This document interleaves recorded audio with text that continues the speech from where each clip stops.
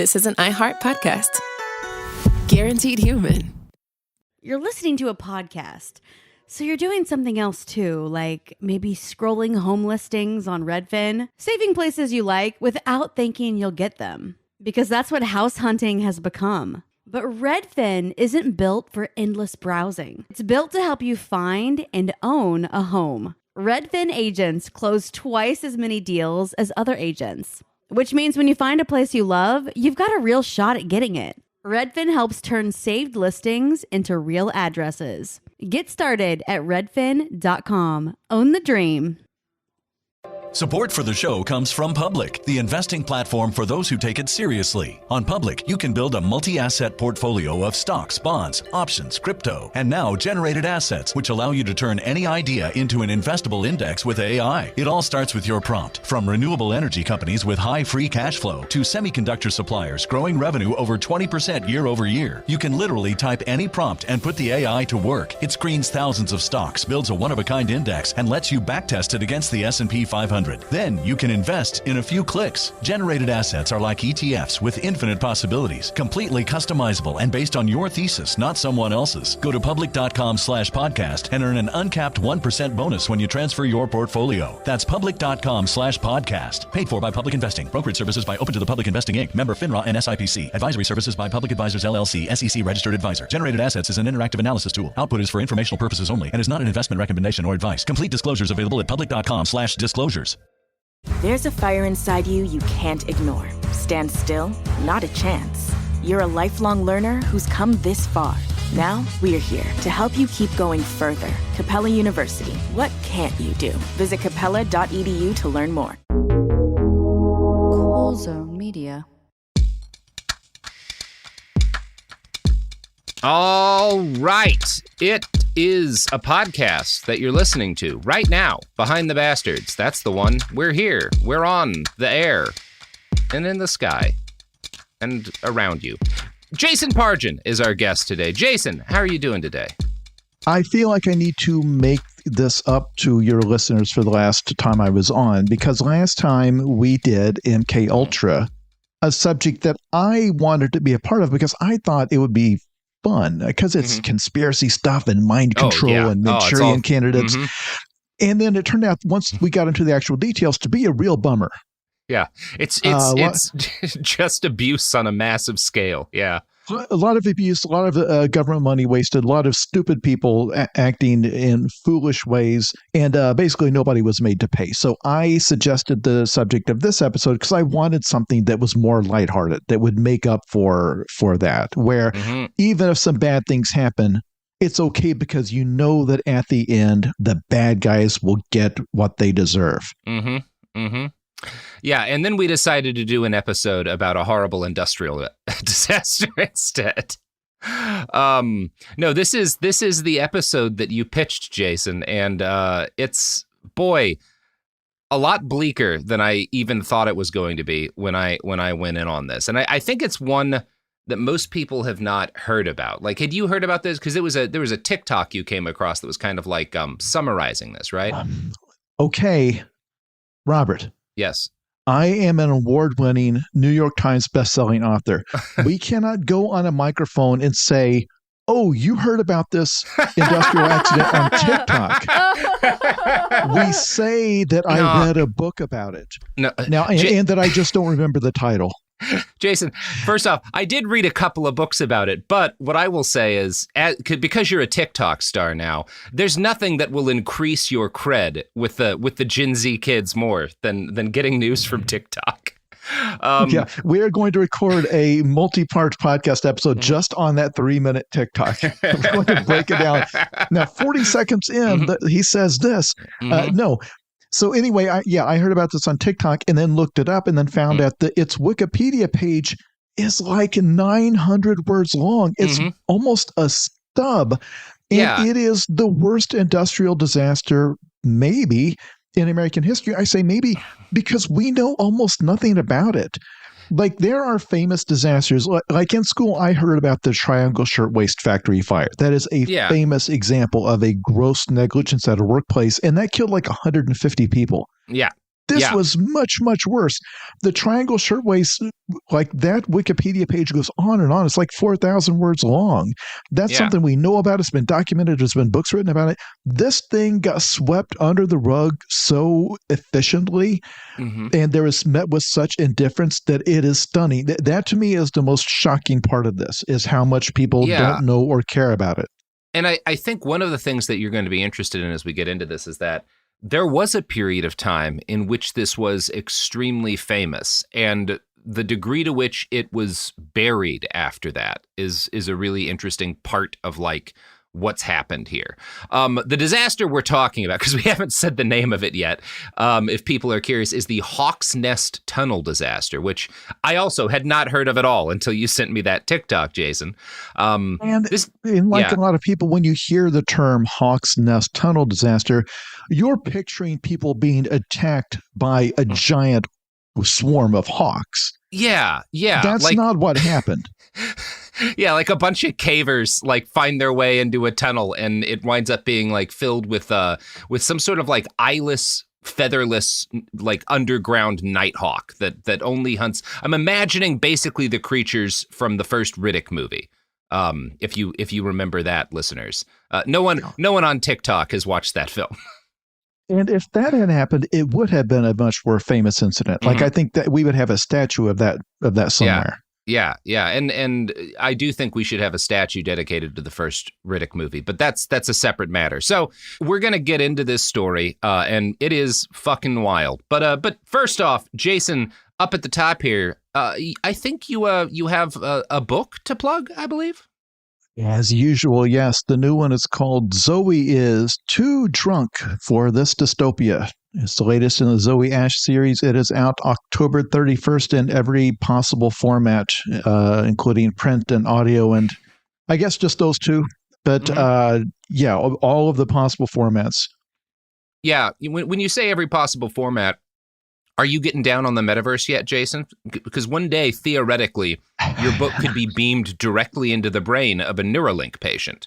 You know, they instantly know everything that you've written. We can really save a lot of time, you know, with the just kind of cutting out the joy of experiencing a story, and just have it be a memory immediately.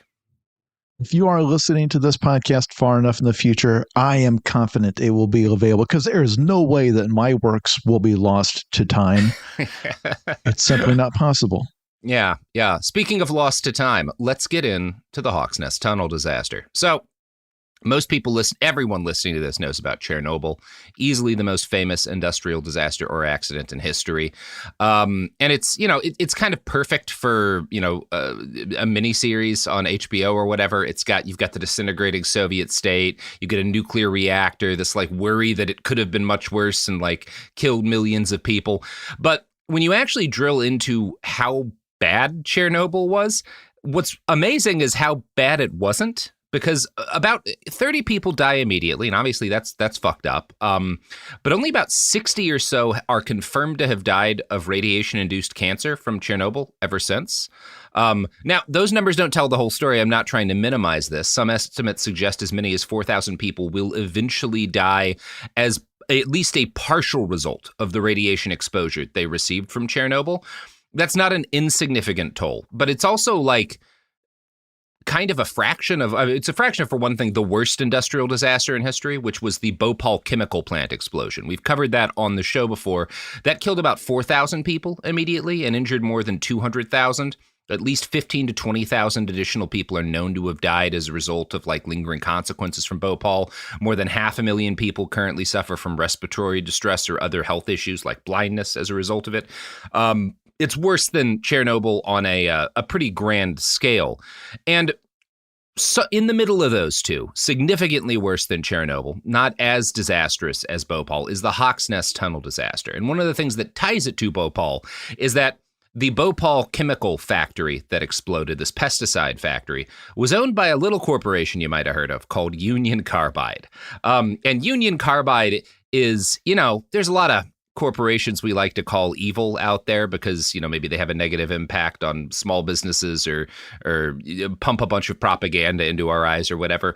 Union Carbide is evil in that most dictators of the 20th century had a lower death count than this company in terms of direct deaths due to negligence. And so today we're gathering to talk about another Union Carbide disaster because the Hawks Nest Tunnel disaster is all on Union Carbide. They are the guys behind this, and it's interesting.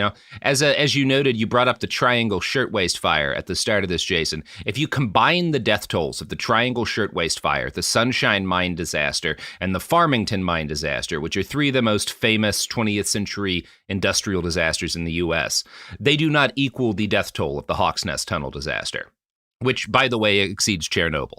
And to be fair to Union Carbide, both of these disasters happened during just a period when they were, I'm sure, going through a rough stretch, because these are only 60 years apart. So, there's just a dark period in their company's history when I'm sure other than that, it's been fine. Yeah. No, there's no questions about any of the other products that they've put out and the consequences those might have had on the population writ large. This is interesting in part because it's an industrial disaster with a horrible human toll that was not tied to, Chernobyl was a bad nuclear plant, right? It was badly constructed. The Bhopal chemical factory was a bad chemical factory.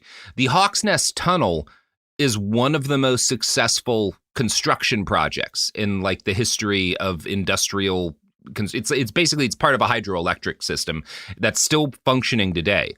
So one of the things that's compelling to me is that this was not the result of a shoddy project. This was the result of a concentrated financial choice to make a project deadlier in order to maximize profits. So that's interesting. But before we get into that, we have to start with a little bit of history on have you ever heard prior to this, Jason, of silicosis? No, but I feel like hearing it, that I could put together what it is, that silica dust, I think silica granules under a microscope are very sharp and nasty looking. The idea of breathing too many of them, I just imagine them shredding the tissue in your lungs. Yeah, that is a good way to view it, right? Because silica particles are basically just little bits of glass, but it's actually slightly worse than that. So what happens with silicosis, you get it right, it's when you breathe in too much silica dust. But these tiny particles of silica actually get absorbed by cells in the lung. And this injures the cells and it causes them to start, I think the name of the process is autolysis, which is when cells digest themselves. This causes masses of scar tissue in your lungs and it reduces your ability to breathe. Eventually, this will seriously compromise a person's ability to take in oxygen at all. It's one of those things where silicosis is often not specifically what kills you, but it makes you a lot more vulnerable to tuberculosis or pneumonia. You think about COVID-19, right? How people who are immunocompromised, who have some sort of issue with their lungs, were much more vulnerable to it because they just had less lung to rely on at the start of things. It's a lot like that. And silicosis, basically your lungs are basically eating themselves. That's kind of how it kills you. Now, right at the top, I fear some people are going to hear this and they're going to anticipate, okay, this is probably a situation where they had these people working on a project and then years and years later, they started getting sick. No. And then the complaint is going to be that, well, they should have known.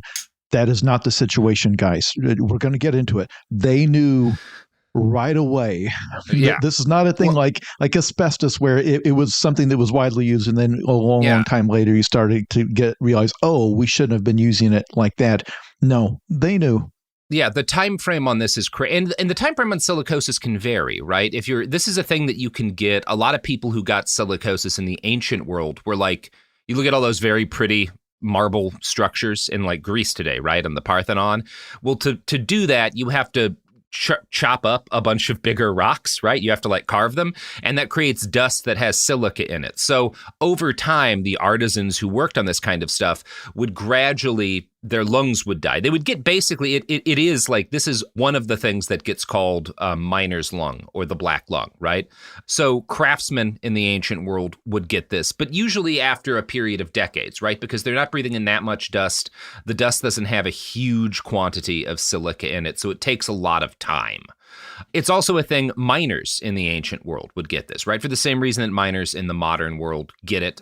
Coal mining is a lot worse for this. And so black lung was a higher thing for them than like a gold miner because there's a lot of silica in anthracite coal. Now, I said at the top, this is the oldest known industrial ailment, and I meant it. It is described, I think the first time it's described is by Herodotus, right? Herodotus 2,000 years and change ago is writing about mine workers and craftsmen suffering from this like lung destroying disease caused by breathing in dust. Like we had a diagnosis for this thing about as far back as we've had a concept of medicine. It's like literally one of the first things we knew about. Because it did not require a vast ocean of scientific knowledge to understand I'm breathing the stuff that makes me cough and burns my nose. Yeah. And then eventually my lungs feel like they're on fire and then I can't breathe anymore. Like it's just kind of connecting A to B there. Yeah, it's not as complicated as like inventing an mRNA vaccine. It is kind of a basic observation that you can make, and that's relevant because the company Union Carbide, when this all rolls out, is going to claim like, well, we didn't even know silicosis was a thing, and it's like, well, you had 2,500 years or so to get up to speed on this one, guys. And it's one of those things. We're not just talking about like the kind of Greco-Roman ancient world here. Tissue samples on mummified bodies of miners from Peru have also shown evidence of silicosis. Spanish writers in the 17th century documented that indigenous people who were like enslaved and forced into mines in South America had a life expectancy of just 6 to 18 months because of this. So this is one of those things when you read about how conquistadors started taking these large chunks of South and Central America, and then 80%, 90%, whatever, of the local indigenous population were dead within a fairly short period of time. This is how a lot of them died, right? They're forced into mines, they're inhaling silica dust, and their lungs digest themselves. That is like what's actually going down.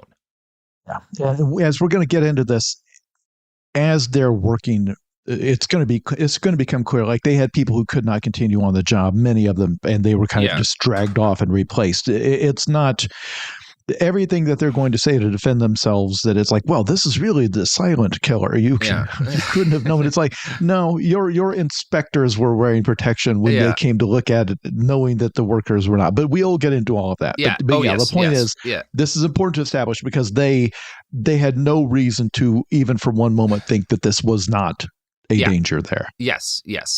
And we see, there's significant increasing references and an understanding of silicosis in Western sources from about the 16th century on. This just becomes, because a lot of the modern world was built on silicosis, right?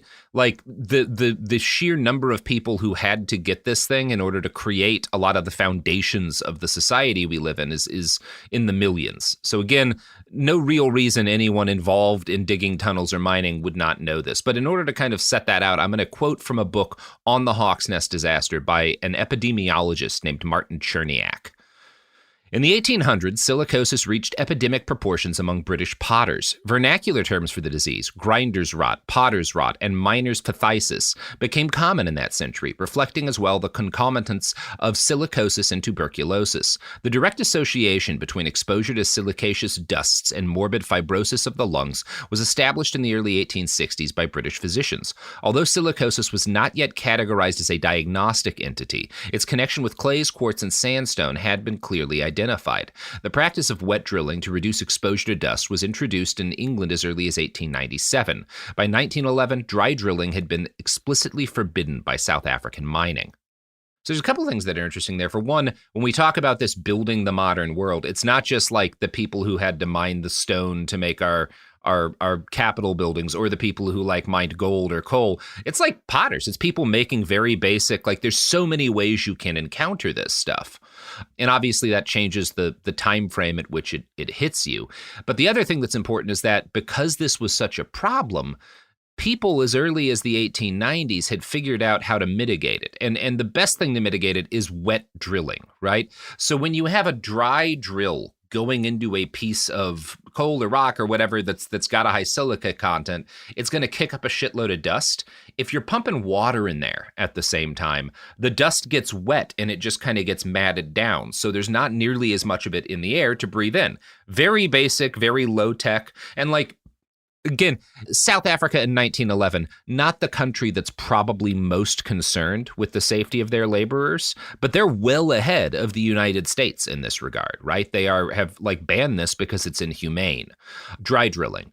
So the U.S. is not just behind in this regard. We are one of the last Western countries to really build any kind of capacity for both the study of occupational illnesses and the implementation of restrictions that might reduce profitability, but would reduce the death toll among the labor force. And part of the reasons why we're so lax on this is that when we first start putting together regulatory entities that are looking at mines, that are dealing with the laborers who are encountering silicosis, these regulators exist and they have like fancy names like the Bureau of Mining, or I think it's the Department of Mining, but they don't actually have the ability to enforce laws, right? They get to make recommendations. They can say, hey, you should probably wet drill, but they can't say, you're dry drilling and killing your laborers, so now, you're going to get fined or whatever. Like, they don't actually have any kind of power early on in the 20th century to do much of anything. And here, I don't want to get political with this. I know that everything is political in some way, but this is the thing that is so hard to explain. Look, I am more libertarian than a lot of people who say work in the entertainment industry. Yeah. But it is very difficult to talk to someone who is on the extreme libertarian side who acts like they don't understand why regulations exist at all. Because it's like, well, if you want to open a cupcake shop in America, you got to fill out 300 forms and get a license for the oven and da-da-da. It's like, okay, I get it. If you've ever tried, anybody who's ever tried to build anything and get permits, I get it. It is a pain in the ass. If you don't understand the history of why we have 8 million pages of regulations, it is because if you don't have it explicitly spelled out in the law, what you're not allowed to do to your workers, they will do it to the workers. There was an era in this country where we built very fast and we dug a lot of coal and we did a lot of mining and we put down a lot of railroad tracks with none of that stuff on the books. And there are mass graves to show for it. Yeah. And one of the things I don't get is, so a lot of the people who would make that argument that you're making are folks who believe that part of why you need the right to bear firearms, the right to own and bear firearms, is that it provides some sort of check to state power, right? That one of the things that could keep the state honest is if you have an armed citizenry. This is something a lot of those people would argue. It's an argument I'm sympathetic to a significant degree, but I don't see how you can go from that to then saying like, well, shouldn't you have something that can do that to these corporations, right? Like, that's what a regulatory entity is. It's the state basically holding a gun on these companies that are otherwise going to cut whatever corners they can, no matter how much it harms its laborers. Like, I don't understand why that there's not like any kind of consistency with that viewpoint among a lot of people, not everybody. Or if you're a Republican and if one of those workers was to steal a bunch of coal, they would want that worker thrown in jail, no mercy. Yeah. That it's like, okay, but why isn't the company, if you believe in law and order, cops being tough on criminals, if you have a criminal company, why don't you have that same attitude? Why aren't you looking at those executives and those people on the ground who knew what was going on? Yeah. Why don't you have the same lock them up and throw away the key attitude that you have toward a kid who sticks somebody up in an alley? It's like, no, it's too unsafe to have him out there. It's like, okay, but do you understand there are some corporations where it's too unsafe to have them operating as a corporation? Yeah. Like, why don't you have that same knee-jerk reaction of throw them under the jail? This is, I have thought for a while that like we need some sort of equivalent to like a corporate death penalty, right? Where if a company is acting irresponsible in enough of a scale, then it's like, all right, well, we're going to sell off your assets. Your executives get nothing. Like, This is the penalty for certain levels of irresponsibility. But we don't even really manage antitrust that well. So that's probably I'm not a law knower guy. So I'm sure that's illegal for 1,000 different reasons. But we should get back to the story fundamentally here. So I'm sorry. Yeah, no. This is, I think about this a lot because it's something that I feel like a lot of the people who I agree with on other things should get, but you still encounter that attitude a lot. Anyway, federal agencies that are tasked with reducing sickness among workers and managing working conditions are, again, hamstrung in this area. All they can do is make recommendations. And this is the era we are, this story we're talking about happens in the early 1930s. This is like right around the period where in not far from where this happens, the United States Army Air Corps is basically bombing mine workers from the sky on behalf of management as a result of like one of these miners' uprising. So it shouldn't be surprising that a lot of mine workers are unwilling to spend money to keep workers alive. Now, workers in Nevada quartz mines in the 1890s get diagnosed with a particularly aggressive form of silicosis. 10% of them die in a 5-year period. And this is kind of the worst silicosis disaster prior to the one we're about to talk about. There's another case where a bunch of zinc miners in Missouri suffer high rates of silicosis. Several hundred die within 10 years of entering the mines. And so by the time the 20s roll around, both of these stories are extremely well known, and precautions against silicosis have become much more common, even in the United States. And as a result of some of these precautions, like wet drilling and a lot of operations, coal operations in particular, morbidity from silicosis had plunged. So to sum up, quite a lot of research and trial and error in the U.S. and around the world. By the start of the 1930s, mine operators have 3 major methods of reducing the lethality of their mines.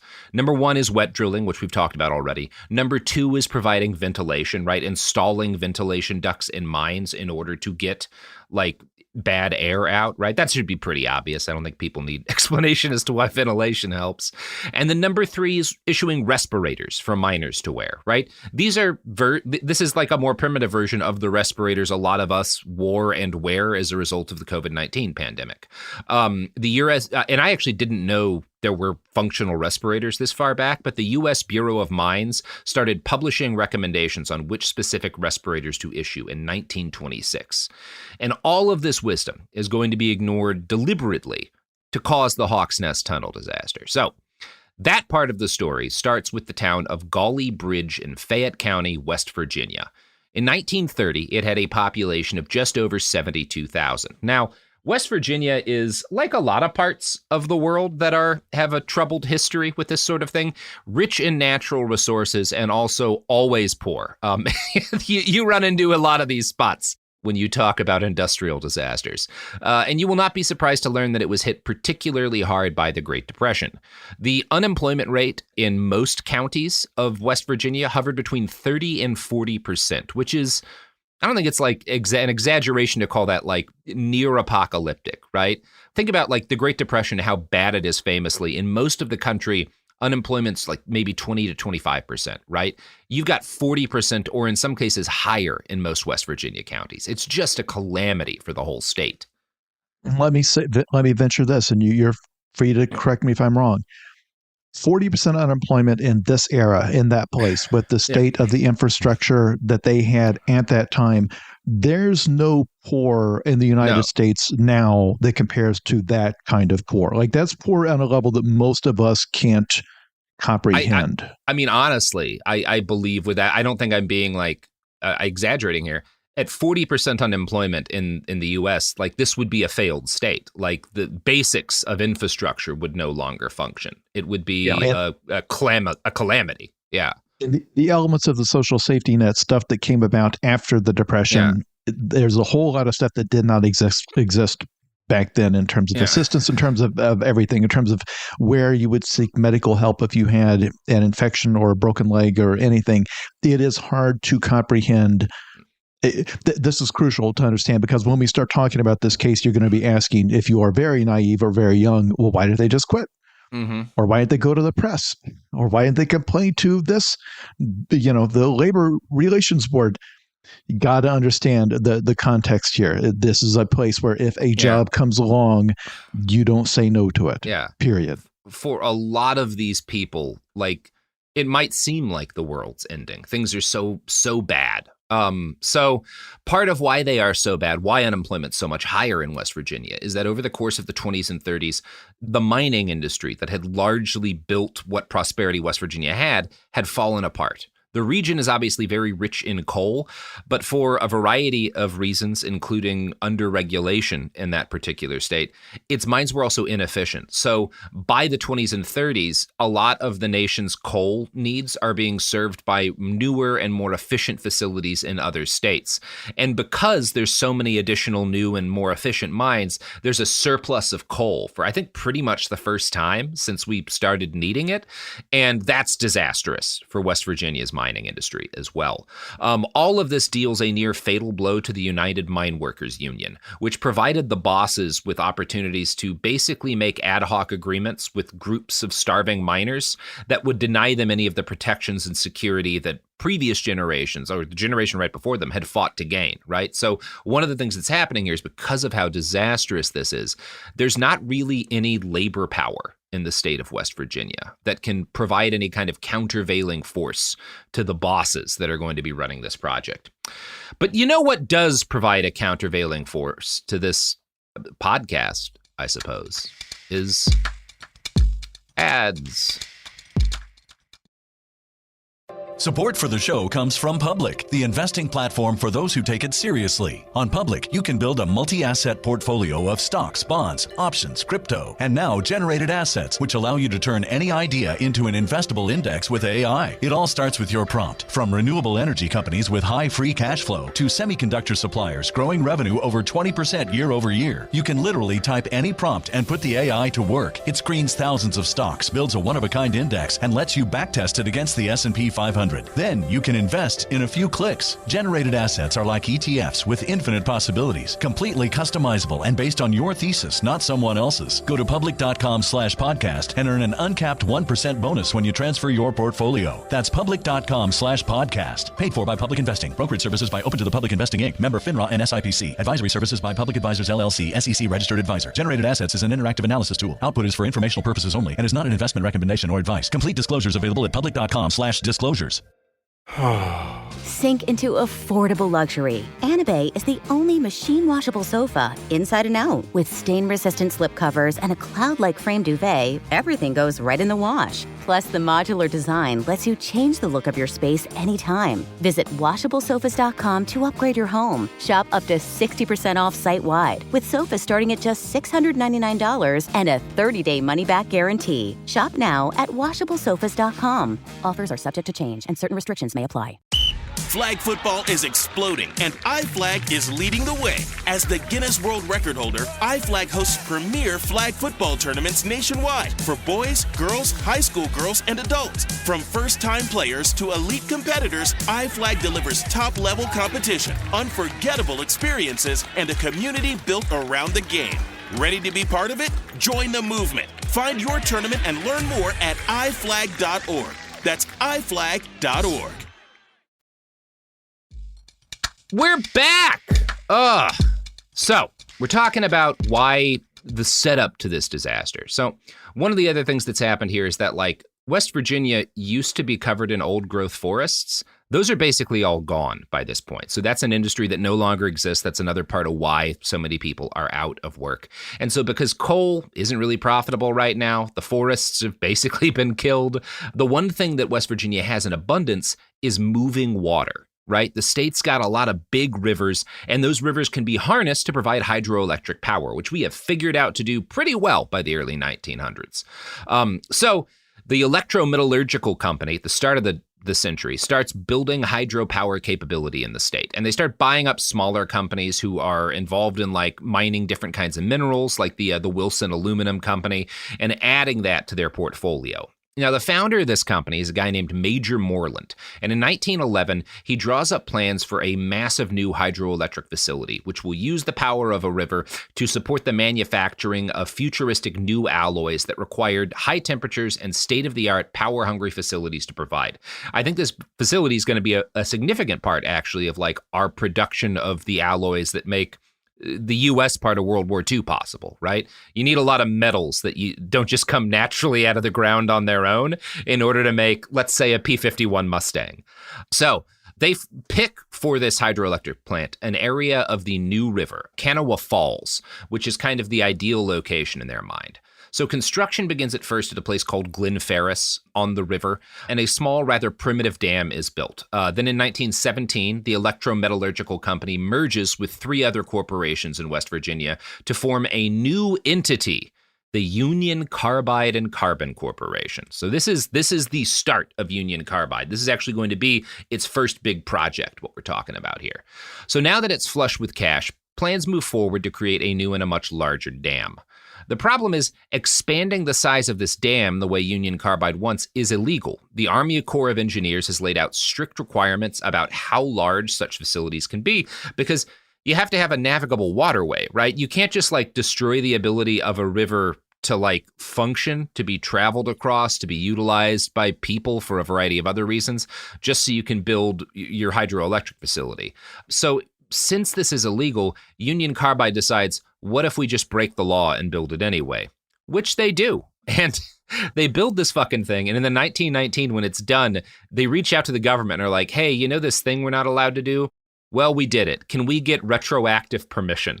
Now, to their credit, the government's like, well, no, you can't. But they don't do anything. Again, we have at this point, these regulators are able to like say all the right things, like you can't illegally build this dam that fucks with the waterway, but they don't have any kind of like power to actually take action, which is a pretty bad mix, in my opinion. Not to get political here, but Union Carbide makes plans to expand its holdings on the New River.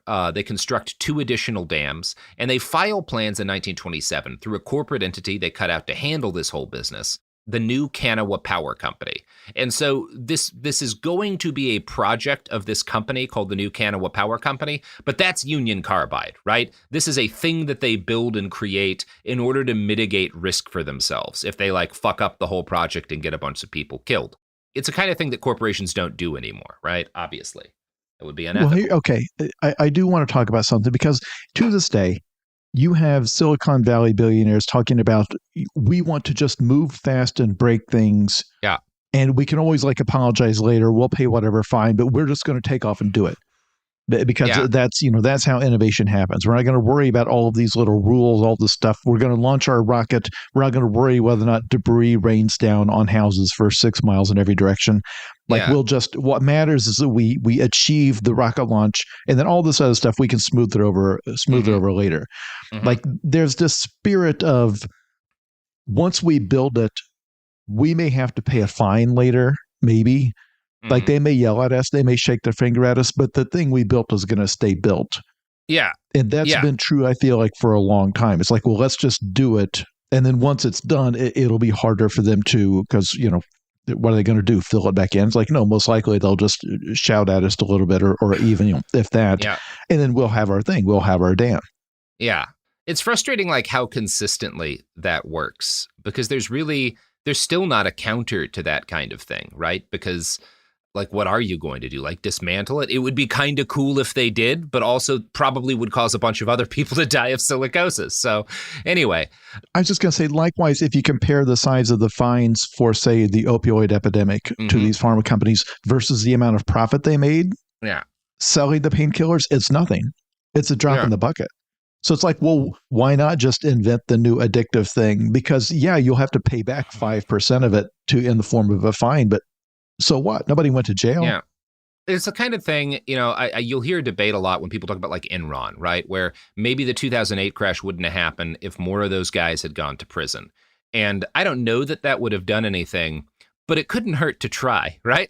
Like it wouldn't have hurt to try. It wouldn't have hurt to try in 2008. It wouldn't have hurt to try in 1930 with this thing, treating these crimes that have much higher body counts than like bank robbers do with a similar degree of severity. But that's not going to happen in this case. So I guess we should just move along.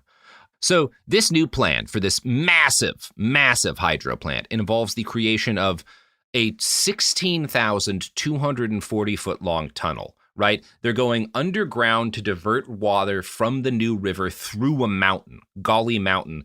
And because of like the angle at which the water is going to be coming in, they're basically building an underground river that they can use to funnel water from the existing river and run the hydroelectric plant with that. This is a 3-mile long tunnel through solid rock. So it's one of those things that like to the fathers of the people building this thing would have been an impossible project in their youth. Like this is something that modern science and machinery has just made possible.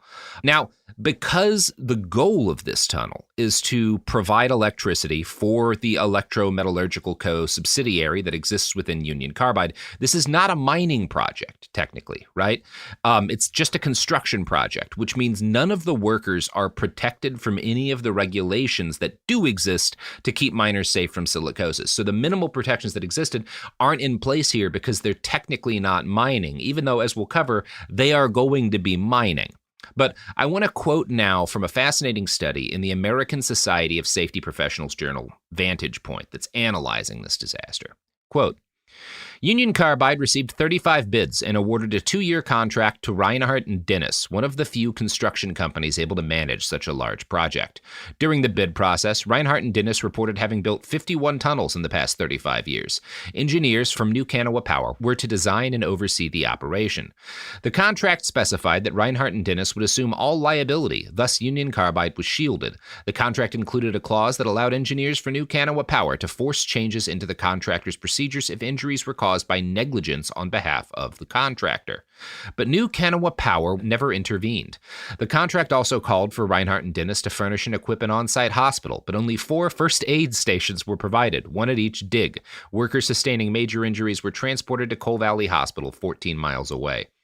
So, even under the terms of the very, again, even more minimal than the protections that existed, like contract they sign, this subsidiary, Reinhardt and Dennis, is going to further cut costs, right? Because they're trying to maximize what they get from Union Carbide and actually get to take home. Union Carbide wants to cut costs because that's going to get their facility up and running, which is going to let them produce alloys faster. So they want this faster and cheaper. Everybody's interest, like the further you go down the chain, is just, how can we do this faster? How can we do this cheaper? And the easiest way to cut costs is with the workers' lives, right?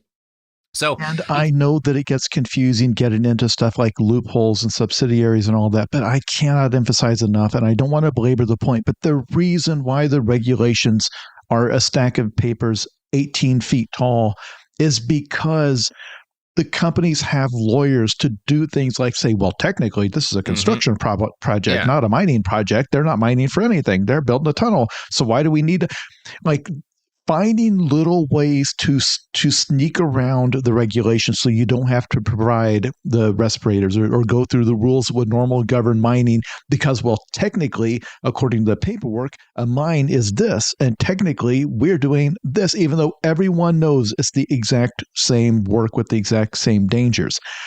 That is why the regulations look the way they do, because you have to close every conceivable loophole because the companies have their own lawyers specifically to find them. Yeah, and I think one of the best ways to look at how complex and labyrinthine regulations get is think about, like, if you're a military history nerd like I am. I'm not sure about you, Jason, but I like reading about that stuff. When you look at the maps of like Civil War battles, right? There's just, it's this hugely, there's all these different colored little symbols that stand for these different units and these arrows moving all around and like to show like where everyone's got, it's these incredibly complex series of movements and counter movements and advances and retreats. When you're looking at regulations, what you are seeing is, to some extent, the fossil record of a conflict right? Of government makes regulation, corporation finds loophole to get around it. Government has to clarify or add in new rules or make a new law to deal with the loophole. That provides new loopholes. Like that's what you're seeing is like a record of a conflict that is fundamentally over like how much can you endanger people in order to make a profit. Just look at the list of terms of conditions when you buy anything. And it's like, this document's 8 pages long so I can buy a toaster? It's like, yes, you're looking at the history of houses that have burned down and every other thing that is, it's like that you're looking at a fossil record of a fight between regulators and consumers and every other thing. Yeah. Yeah. So we're going to be getting into darker territory from here because the workers hired by Reinhardt and Dennis aren't just devoid of protections. They're also being thrown into a working environment in which their bosses are incentivized to take risks with their lives in order to make more money because the contract for the tunnel has incentives and penalties. There's a 2-year target date. And if they beat the target date, for every day they are shorter than 2 years, for every day that they finish like earlier than 2 years, they get $250. So as a spoiler, they're going to finish this thing in about a year, which is a significant amount of extra money for them. And the only way to do that is by cutting down on things that take time. And one thing that takes time is wet drilling, right? It's slower to wet drill. I think it's like half as fast as dry drilling. So I just want to keep in your mind right now, Reinhardt and Dennis, the construction company, because of how Union Carbide has structured the deal, has a vested financial interest in rushing this gig. Now, on March 31st, 1930, a Union Carbide executive pilots a steam shovel to dig the first load of earth away from what will become the Hawk's Nest Tunnel. This is purely a media gesture, and I think there's also, it's one of those things, the contract they have with the state, they have to start digging by a certain point, so they do it for that. But real work is going to take a little bit of time to spin up here. Reinhardt and Dennis are going to need about 5,000 workers on the project total, and I think about 3,000 who are going to be in the tunnel, right? Tunneling like this requires a huge number of people. Now, and only some of the jobs are what are known as high-skill positions. So a high-skill position in an operation like this is manning a drill. There's like machines to kind of like suck extra, like all of the kind of machine work, right? Most of which happens outside of the tunnel. That's high-skilled jobs, right? The engineers who have to oversee everything, those are high-skilled jobs. But the workers in the tunnel who are physically digging through the chopped up rock, who are, moving it into the bins and stuff to take it away, who are doing the actual tunnel digging, that's a low-skill job. Again, I'm not making a judgment about this work. I couldn't do it. I'm just saying, like, within kind of the parlance of the times, that's what they're calling it. So given the ongoing depression, it should not be surprising that workers flood into this project begging for jobs. The company claimed that they hired mainly from local men who had been mine workers and had experience making tunnels, but this was a lie. Experienced miners from the area made up a small percentage of the workers. The company didn't mostly want to hire those guys because, number one, they know how shit's supposed to work, so they know how to organize, they're experienced. So if the company is taking risks with their lives or is treating them wrong, there's a higher risk that they might stand up for themselves. Also, locals have more protection than migrant laborers. If you fuck with a local, you're in that town, right? If you get people in that town pissed off enough, they might literally take destructive action against your facilities. That kind of stuff had happened and was happening around the country at this period of time. Migrant workers have no support base. They don't have family they can go to, for one thing. They don't have anyone who can help them if they wind up being taken advantage of. So Union Carbide is mostly going to hire migrant workers, and the vast majority of these migrant workers are not white. So over 80% of the locals in this county are white people. Union Carbide's records, though, report that 65% of the men working in the tunnel are black. I've heard reports as high as like 75%. Most of these men came from outside Fayette County, and the best records we have suggest that less than 20% of the men who are on the project, in the tunnel and out of it, are from the area. So yeah, traveling black laborers are obviously the easiest group of workers you could have to fuck with, right? For one thing, the miners' camp, I mean, obviously racism is a major factor here. Gawley, the town that's nearby, some of the reports I've read from that interviews with black laborers say that like it was better than most towns if you were a black person. It was not as bad as a lot of places, but you still can't like move there, right? You don't have connections there. And these white locals are extremely unlikely to stand up for you if something like bad happens, right? So you're kind of, if you're one of these black laborers who's traveled from like the Carolinas or whatever to work on this project, you're kind of in space, right? Like your only tether to being able to get food, water, medical care is the company that's employing you, right? You're totally at their mercy. And I'm going to read another passage from Martin Cherniak's book that lays out how most of these workers get hired. The account of an 18-year-old from South Carolina may be typical. With his father and uncle, he had worked for Reinhardt and Dennis on seasonal jobs in the Carolinas. He first heard of the tunnel through a work acquaintance, a company stringer who was supplied with bus fare and a stipend to promote employment among Southern blacks. The boy paid his own fare to Gauley Bridge. He was immediately added to the rolls because he was known to several of the contractor's foremen. And there are some sources that'll claim that a lot of the black workforce was press ganged into the job, basically kidnapped by company agents sent in from other states.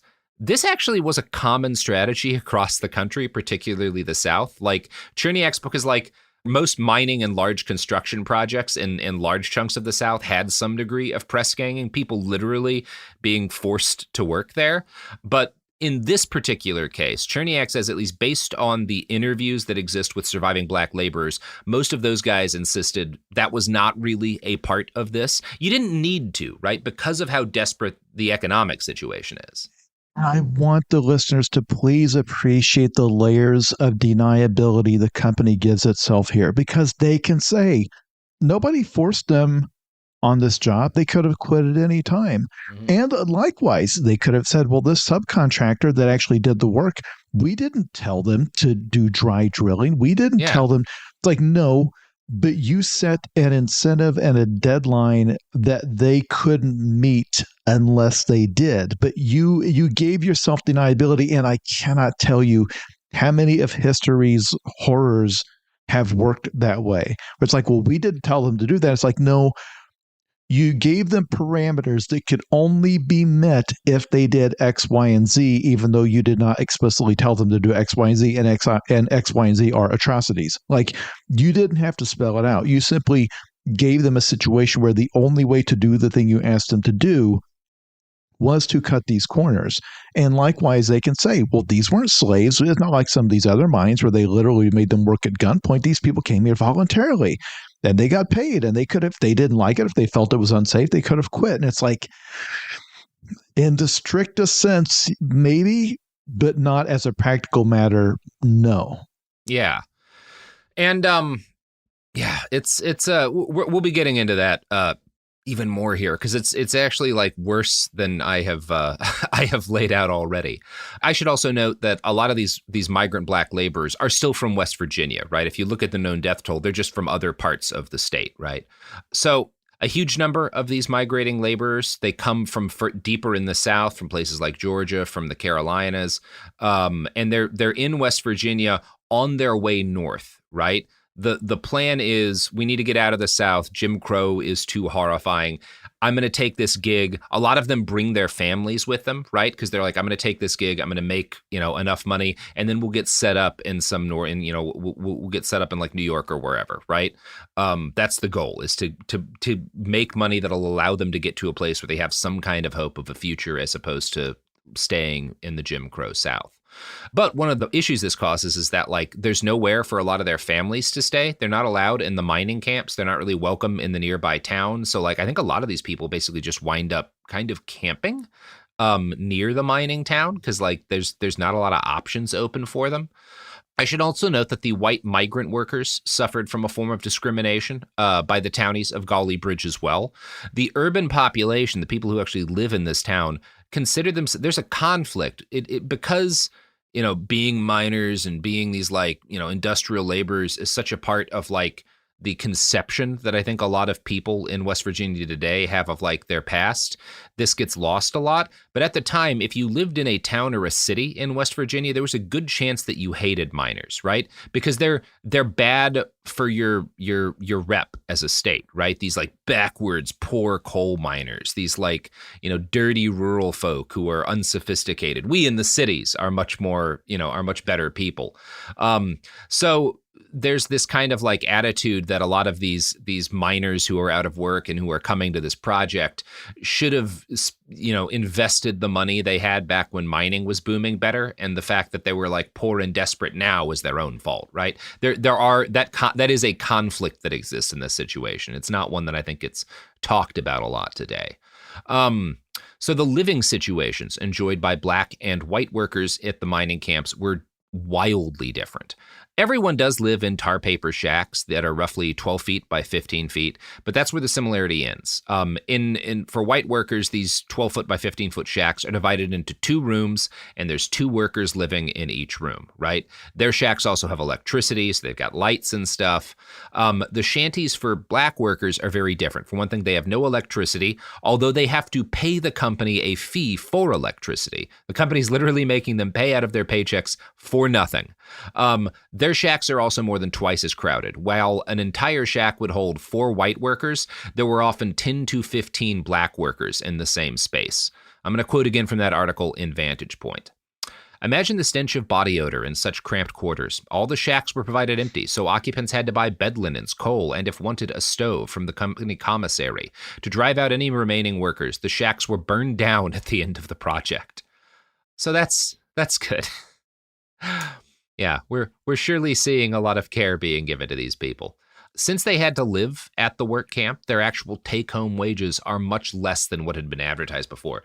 When you get right down to it, these guys are getting about half or more like 40% of what they were told they'd be getting because so much is taken out of them in order to pay for them to live at this camp, right? The company's not going to foot that bill, You don't have any option to fight back, though, because if you're a migrant laborer, you show up here with no money in your pocket, right? So if you learn that this is kind of a con, that you're not getting nearly as much as you were promised, well, how are you going to get back home? You don't have any money. You don't have any food on you. Like you either starve or you finish the job for like the pittance that they're going to throw you. So to work, these guys went, where they soon learned that for Black laborers, even the promise of getting paid at all was exaggerated. White workers received their payment promptly. Black workers are paid in scrip, right? Which is they get a card that says you're owed this money, but you can only use this money in company stores to purchase necessities. And I'm going to quote from Cherniak's book again. Deductions for food and clothing at the camp commissary could be made directly from the scrip ticket. The ticket could also be redeemed for cash, but only at the end of the weekly pay period. Between these times, the worker had to pay a 10% commission to receive cash. This system served to keep Black workers dependent on the company for goods and services. The rationale for the system offered by the company was that the memories of Black workers would not last through a pay period, and thus the use of scrip would minimize the number of arguments over the amount of the daily wage. So sorry, white workers are getting paid like every day. You finish your shift, you get cash in hand. Black workers are given a card that they have to pay additional money out of in order to get the pay that they were promised. And the justification is, well, you Black people, you can't remember that you're owed any money, right? It's pretty racist, pretty openly racist, right? And again, Cherniak will note, this is not uncommon for the time.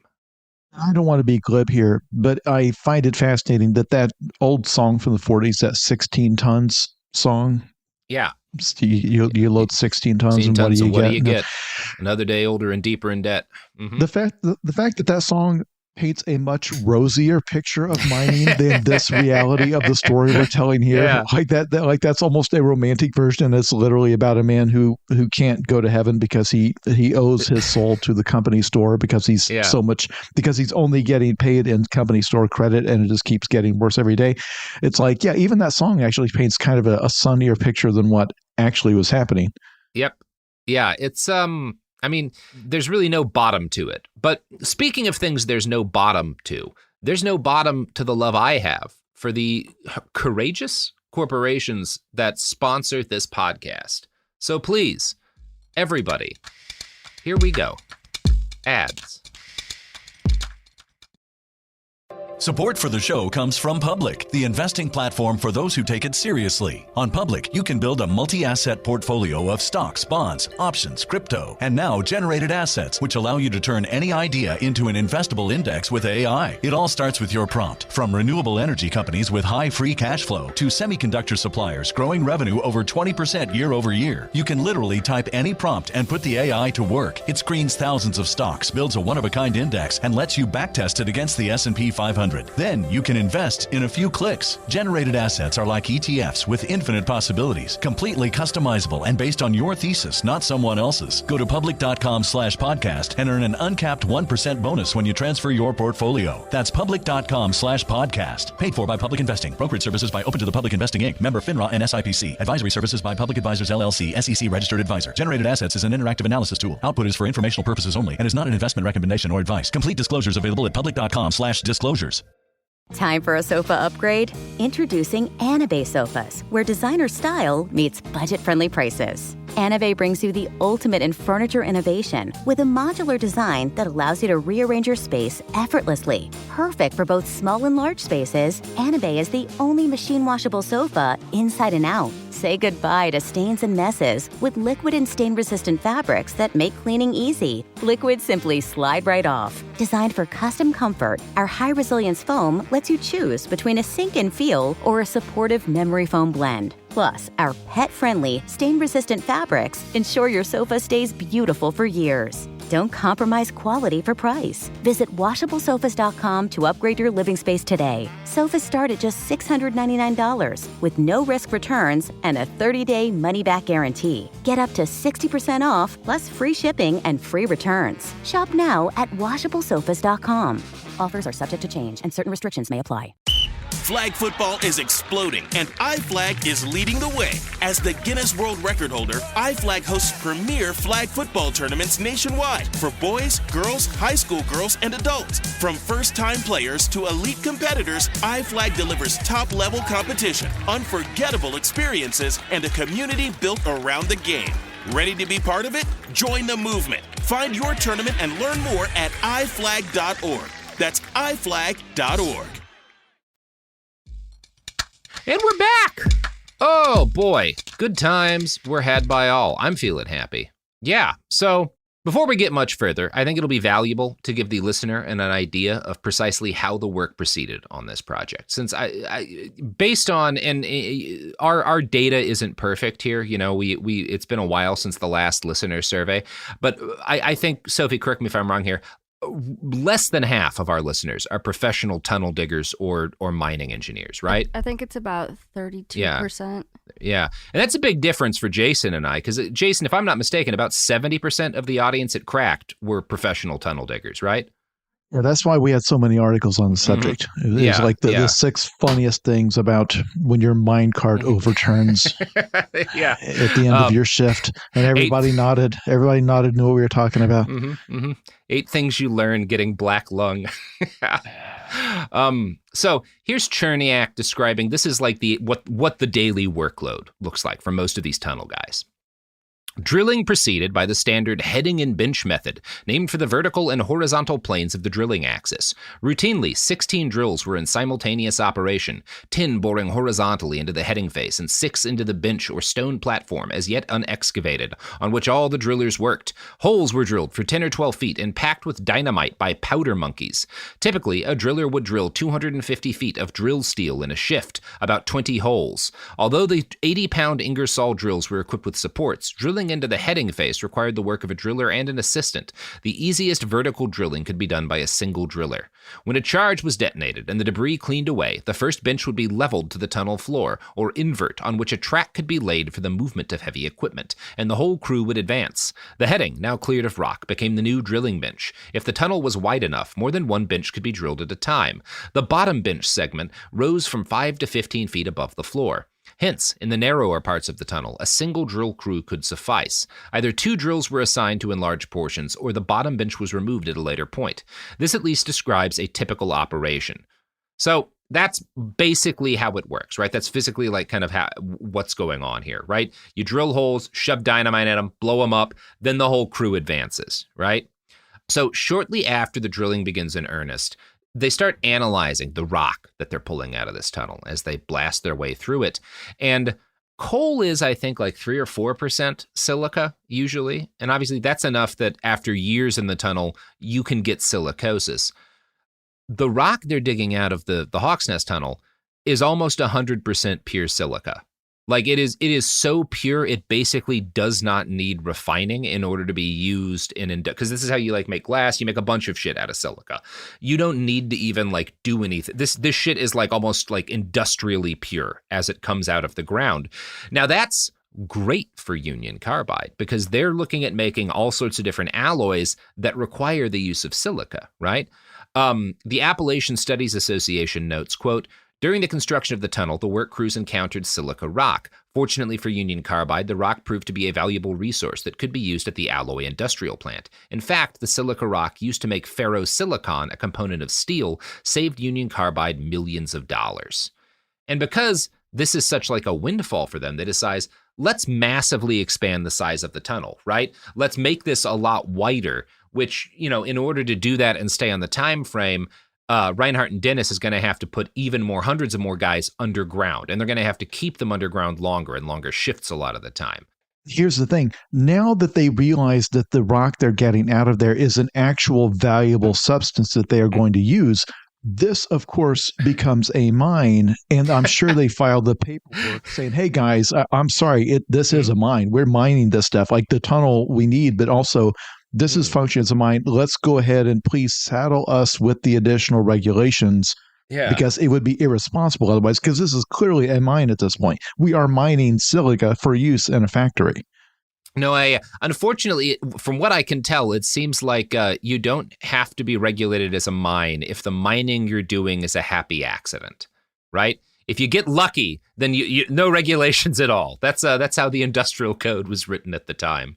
That's certainly how Union Carbide are acting, right? Okay, but does the silica dust know that it's not in a mine? Yeah, it doesn't seem to, because it's getting everywhere here. And they're not, part of why it's getting everywhere is they're not wet drilling, right? Because that's going to slow progress down. So Reinhardt and Davis are like, don't wet drill. And they also decide we're not going to give the black tunnel laborers, our low skill laborers, respirators, right? Because that's going to be too expensive. Now, when a lot of people die later, Union Carbide will say, well, there were no approved respirators for combating silicosis.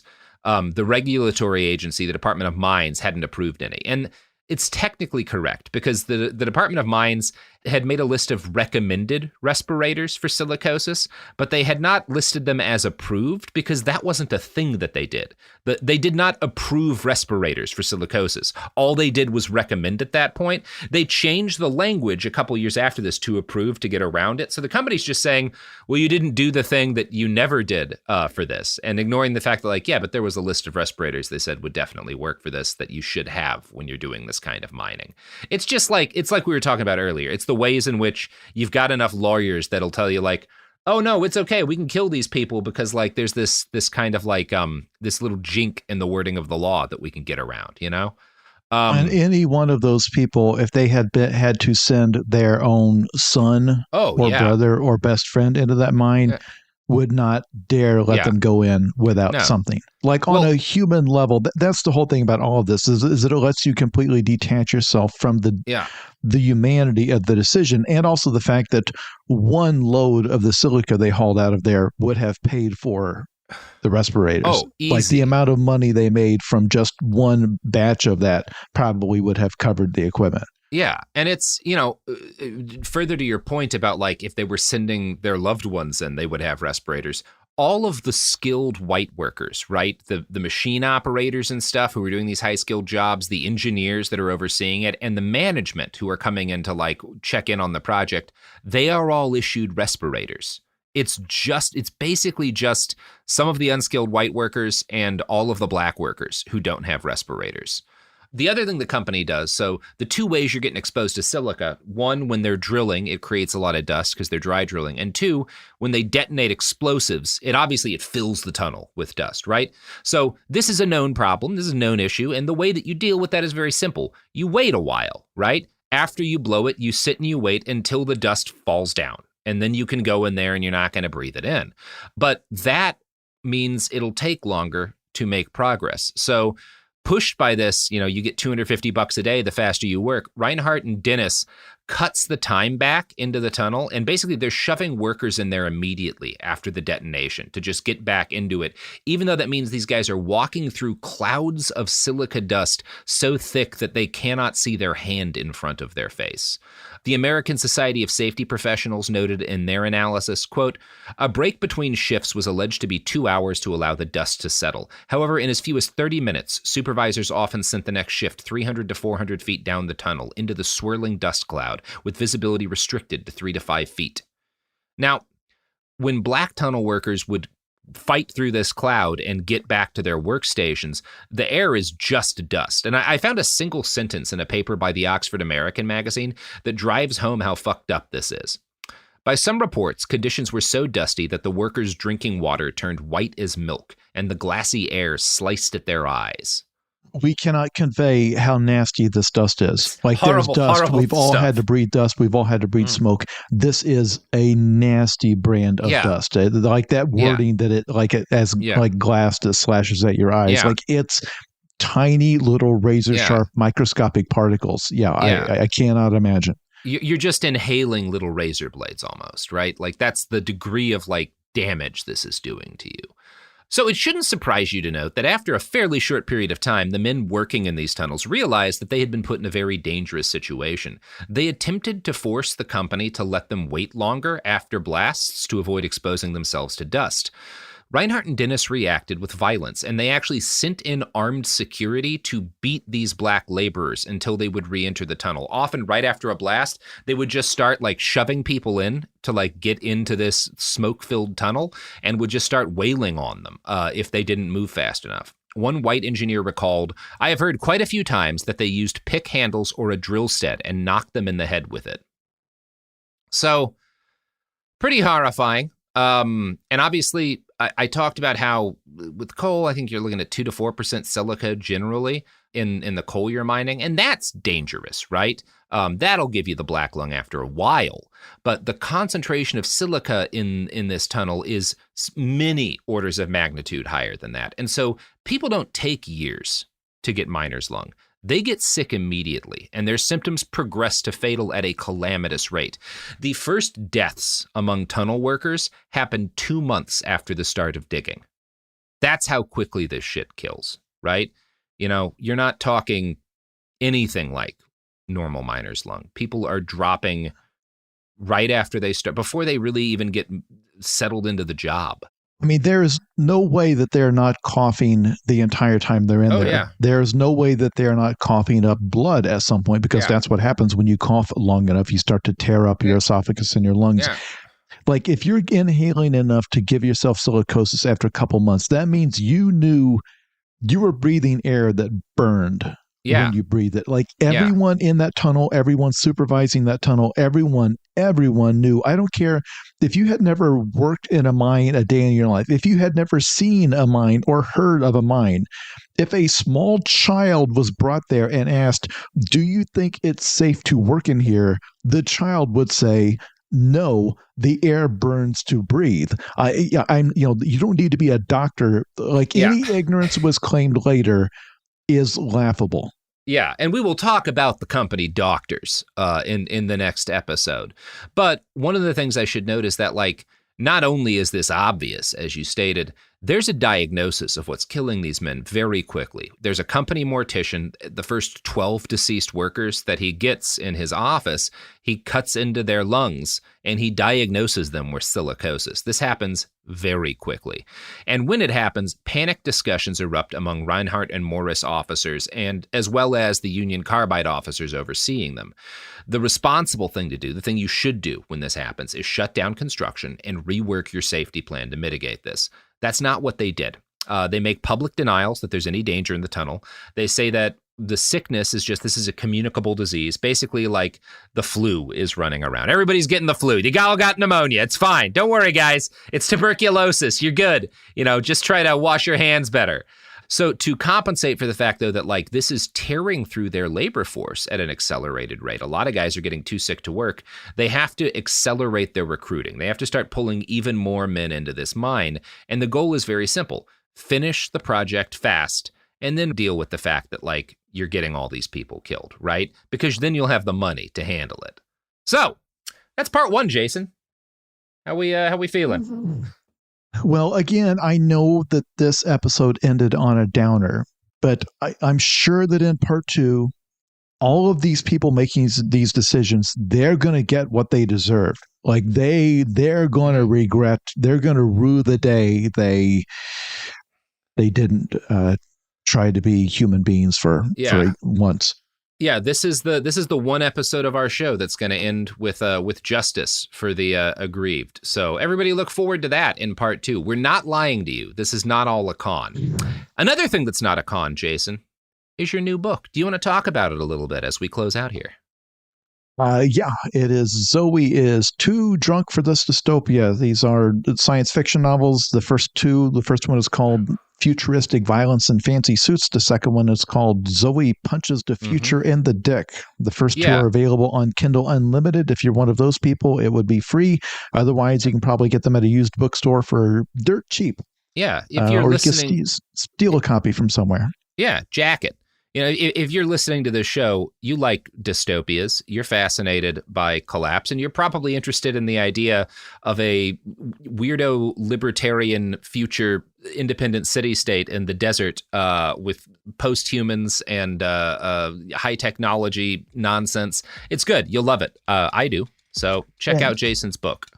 And it is about a young woman who inherits a corrupt company. I chose the subject for this podcast on purpose because she finds herself at the wheel of a corrupt capitalist system. And it's like, okay, how do you fix this? And it turns out not easy. Yeah. Well, there we go, everybody. That has been the episode. So let's all have a happy time. Behind the Bastards is a production of Cool Zone Media. For more from Cool Zone Media, visit our website, coolzonemedia.com, or check us out on the iHeartRadio app, Apple Podcasts, or wherever you get your podcasts. Kids, pets, life, your sofa sees it all. But with a washable sofa, stains don't stand a chance. All of our sofa collections come with fully machine washable covers and cushions, making cleanup effortless. Liquid and stain-resistant fabrics provide extra protection against everyday messes. Plus, with modular designs, you can rearrange your sofa however you like. Perfect for growing families and changing spaces. Starting at just $699, it's time to upgrade to a stress-free, mess-proof sofa. Visit washablesofas.com today and save. Offers are subject to change, and certain restrictions may apply. Flag football is exploding, and iFlag is leading the way. As the Guinness World Record holder, iFlag hosts premier flag football tournaments nationwide for boys, girls, high school girls, and adults. From first-time players to elite competitors, iFlag delivers top-level competition, unforgettable experiences, and a community built around the game. Ready to be part of it? Join the movement. Find your tournament and learn more at iflag.org. That's iflag.org. This is Jacob Goldstein from What's Your Problem? When you buy business software from lots of vendors, the costs add up and it gets complicated and confusing. Odoo solves this. It's a single company that sells a suite of enterprise apps that handles everything from accounting to inventory to sales. Odoo is all connected on a single platform in a simple and affordable way. You can save money without missing out on the features you need. Check out Odoo at odoo.com. That's odoo.com. This is an iHeart podcast. Guaranteed human.